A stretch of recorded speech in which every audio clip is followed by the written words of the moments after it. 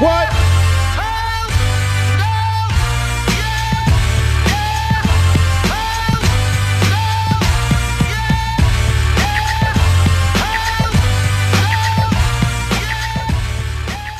Coach Rose, it is our final sit-down of the season here at Bam Bam's to talk about finishing with a bang, going on the road and winning 2 huge games. Yeah, I think that when you think of opportunities that are created for you, especially end of the year opportunities, and your team actually goes out and plays well and is successful and takes advantage of those, it makes you feel really good. I think it makes a lot of really difficult times during the season that you've been through. It makes those things all worth it as far as being able to overcome them and then still keep your team together and then be able to perform at a really high level. And then that was a really big win for us on Saturday. And now the challenge will be to play with the same passion that we've been playing with the last 3 or 4 weeks. Going into this tournament. So we got a week to get ready for it. There is a lot of ball left to play, but you are at the end of the regular season. And I can look back at this year.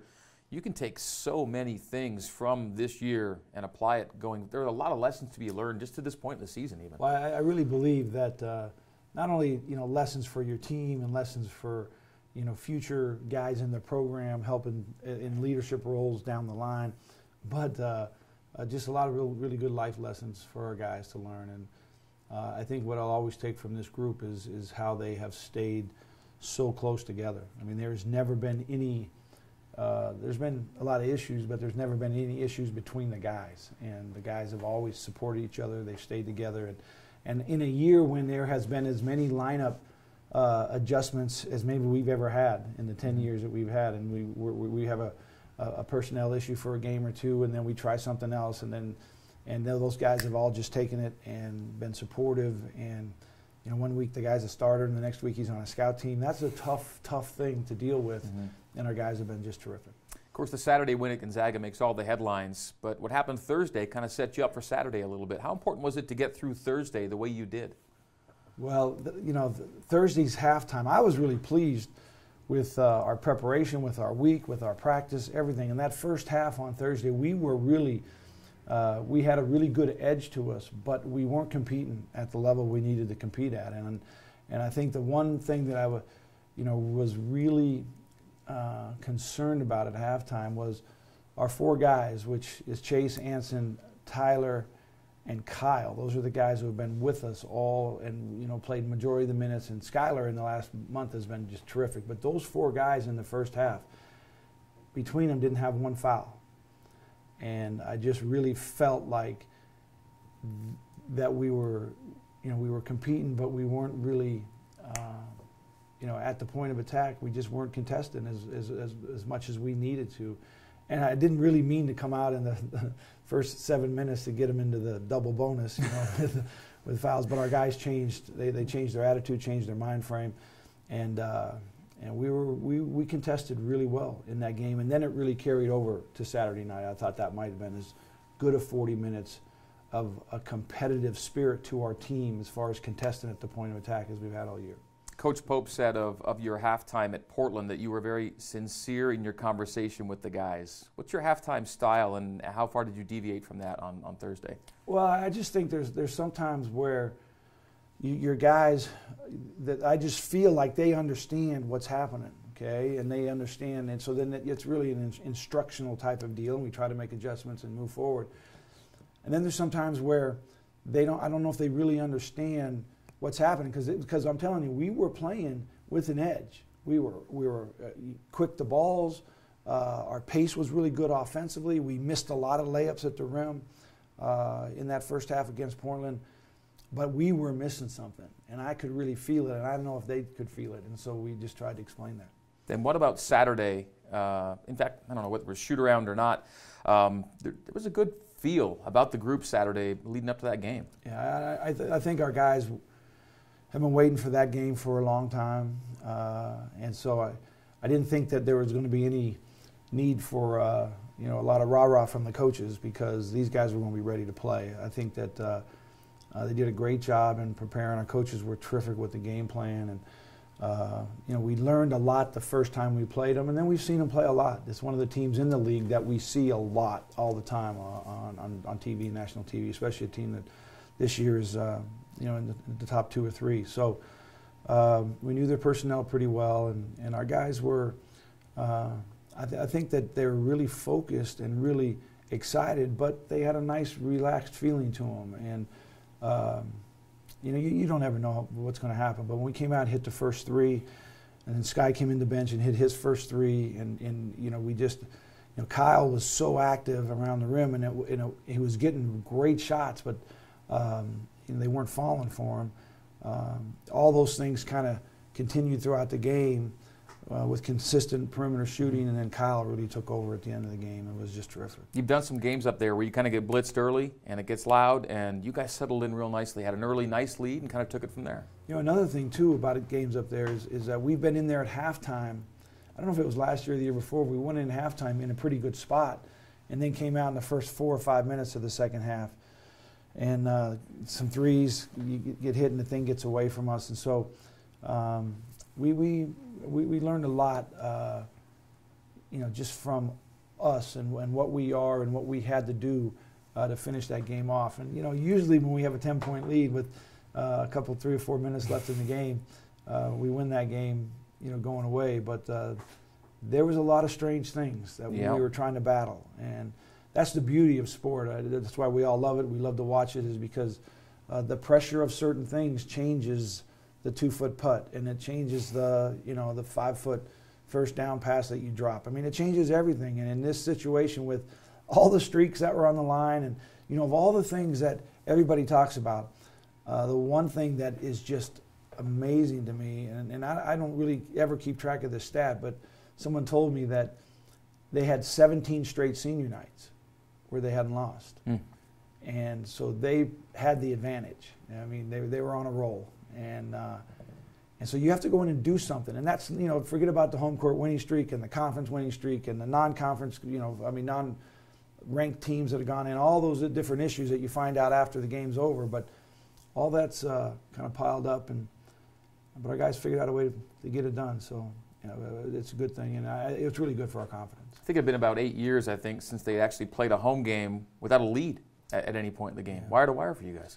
Yeah, and that's that lead got challenged a lot. It came right up to that number, and then our guys made big plays. And those are the plays that we'll try to show our guys today, because those were the game-winning plays. Because it's important, because once they get a lead in there, everything changes. It was a loud crowd, and they were really trying to will their guys to win. But every time they had a chance, we would make a stop, big block, go down, make a layup, get fouled, score. And that just kind of slows everything down, at least for a minute or two. Okay, to Twitter for our last number of questions here on Rose One-on-One. From Butch Ringer, what is it about the 4-guard lineup that is so effective in the 2 games against Gonzaga? Well, I think that their 4-man, who is one of the best players in the country, is going to be an All-American in Wiltshire. He is really good in that matchup when there's a bigger player on him, because he can stretch him out. And big guys don't like coming out.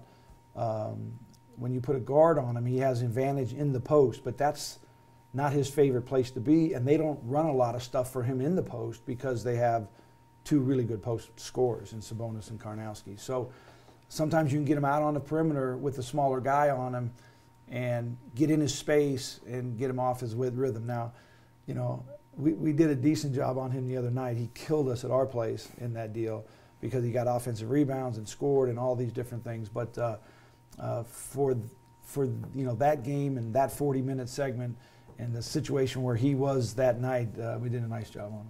Okay, we're going all over the place here. Blair Wood says, Coach, if you had a marriage-eligible daughter, which current player would be your preferred choice for her? Well, I actually do have a marriage-eligible daughter, and she actually talks quite a bit about some of the guys. But, I think I'll just leave that for her. Okay? Let her. You're not doing any matchmaking? No, I love all these guys. I really do. I feel by the end of every season I have just such a close, more of an admiration for these players and what they do and how they do it. And I'll tell you the thing that was special the other night is I go to a lot of sporting events, a lot of, I go to concerts, I go to a lot of plays on Broadway, and I see people at their best doing their thing, what they're passionate about, and there's nothing better for me than watching our guys when they are so engaged in one thing, and that's winning. And there were so many plays in this game the other day where second, third, fourth effort plays where we ended up making the play, and that's worth the price of admission. And for me, I actually get him free. Yeah, true enough. How do you feel about Ryan Andrus' clutch finish at the free throw line, especially considering the talking to he got early in the game? Well, Rye is one of the reasons we're on this roll. He's one of the guys who has really stepped up. I think that the growth of our front line is a huge factor in the success that we've had lately. And Rye has scored for us. He's defended well for us, and he's been consistent at the free throw line. And I think that those free throws were good for that game, but they'll be really, really good for him down the road in his career because once you've done it, it's a lot easier to do it again. Okay, Tyler Keck asks, how long had you been planning the post-game noogie on Coach Nashif? No, that just happens.